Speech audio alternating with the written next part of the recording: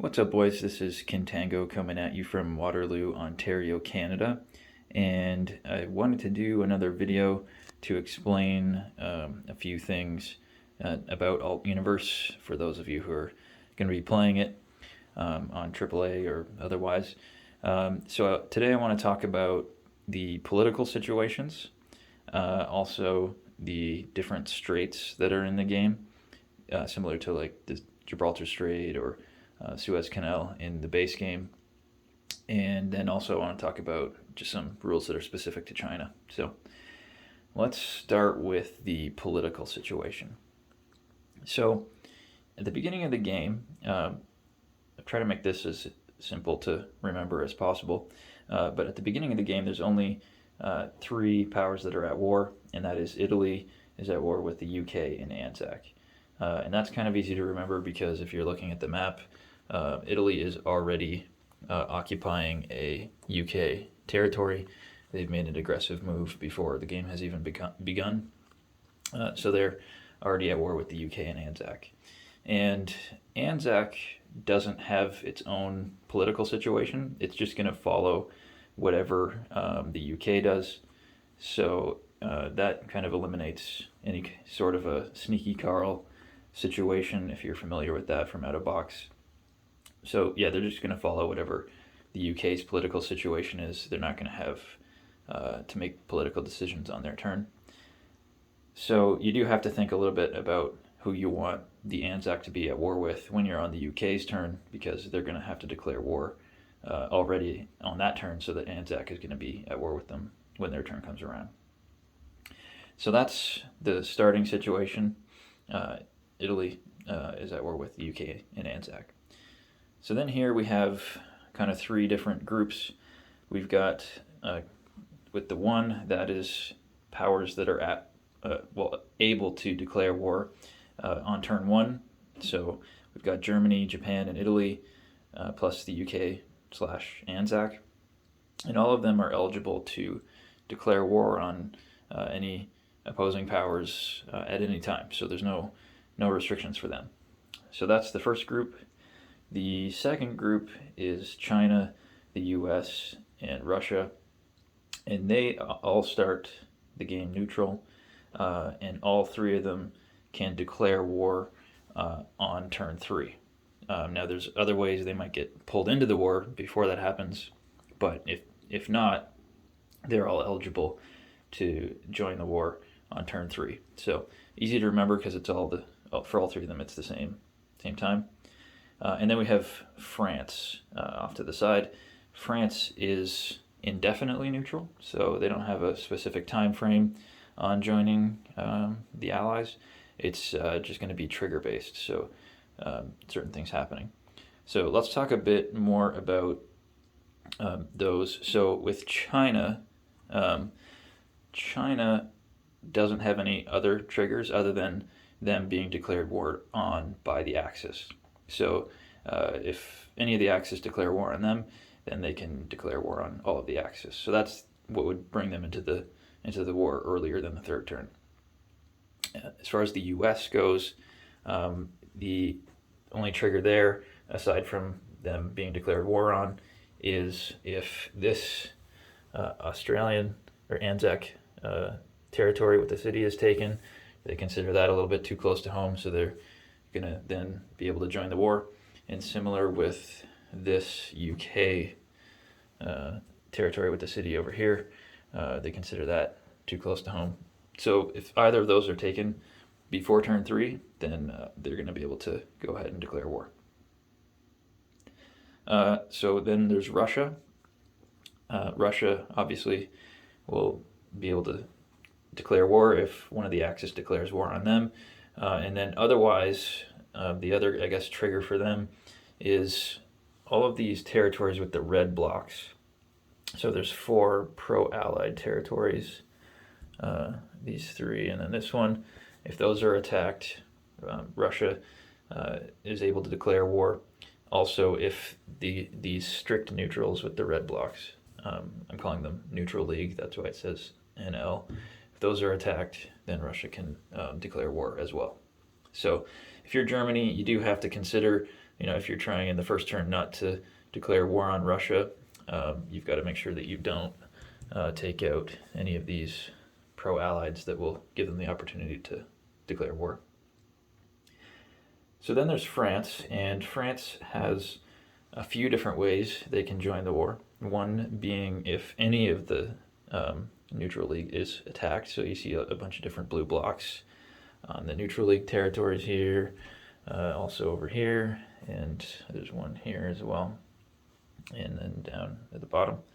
So if any of those get attacked, then France is free to declare war. Also, if this UK territory that's attached to them is attacked, then they can declare war. And then I won't get into the details, but there's also an escalation for France. They care about if independent neutrals get attacked by the Axis, and that's all the yellow territories scattered around.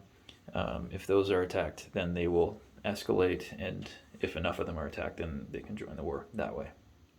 So again, France is just trigger based. There's no particular time frame. So give you one last look at that. And then we're going to move on to talking about the different straits. So there are 3 of them. One right here between this UK territory and this French territory. So land units can walk across there, and then ships can pass through. So the Allies, obviously the UK owns one side of that, and France the other. And France might be neutral, but France is sympathetic to the Allies, so they're going to let the Allies pass through there. But if the Axis want to pass through there, they're going to have to own both sides.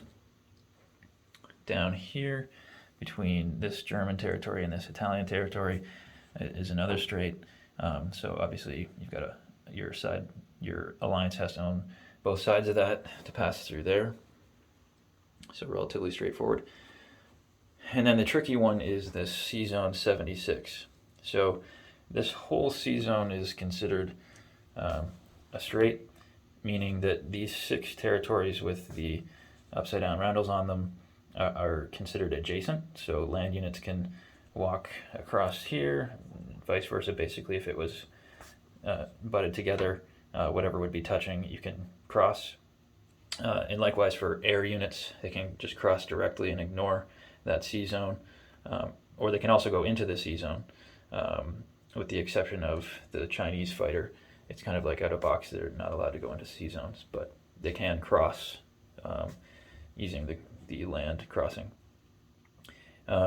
So in this case, at the beginning of the game, China and Japan are not at war, so Japan can feel free to pass through there. But once they are at war, excluding the first turn, on the first turn, it's kind of a surprise. They're declaring war, so they can still pass through there. But after that, Japan is going to need to own all the territories on both sides of that in order to pass through. So if Japan were to take all these territories, then that's fine. On their next turn, if they owned all of them at the beginning of the turn, they can pass right through. Now, if China were to come in and take one of these back, say they take this territory back, now Japan doesn't own all of those. So Japan is able to come into that sea zone, but they're not able to pass right through. So on one turn they could come into that sea zone, and on the following turn they could exit in either direction. But in order to pass directly through, you've got to own all the territories at the beginning of the turn. So that one's a little bit different than anything from out of box. So that's it for the straits. The next thing I want to talk about is some rules specific to China. And China, you can see the green territories there. So that's originally Chinese territory. China is able to purchase 3 different units. So in out of box, they can purchase infantry and sometimes artillery.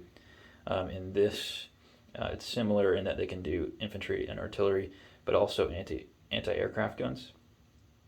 Now the infantry, it's the same as out of box. They can be purchased and then placed on any territory that the Chinese own at the end of their turn.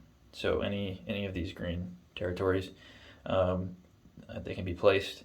The artillery and the anti-aircraft guns have to be placed in 3 specific areas. So this territory here next to the British, this territory here next to the Russians, and this territory here next to Anzac. So it's almost like the Allies are supplying the materials for that. And so in order to build those items, it's kind of like a Burma Road thing. That it's kind of like 3 mini Burma Roads. That connection has to be open at the beginning of the turn for China to use it.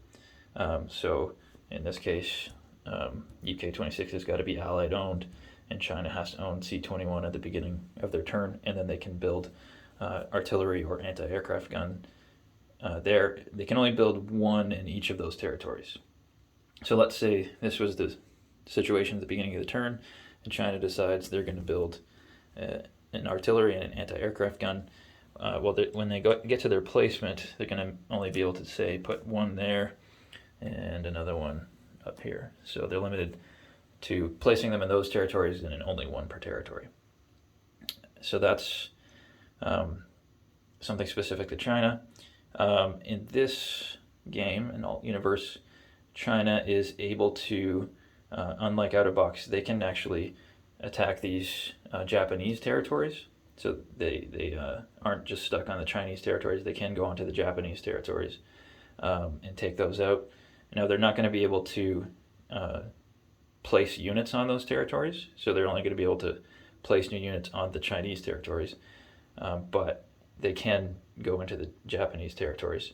And they can also go into some specific Allied territories, basically any Allied territories that are directly touching China.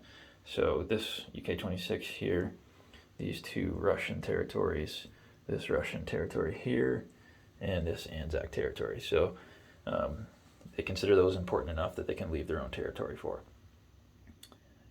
That's important. Sometimes it comes up that China wants to help defend this Russian territory, or block Japan going up through towards Anzac City, something like that.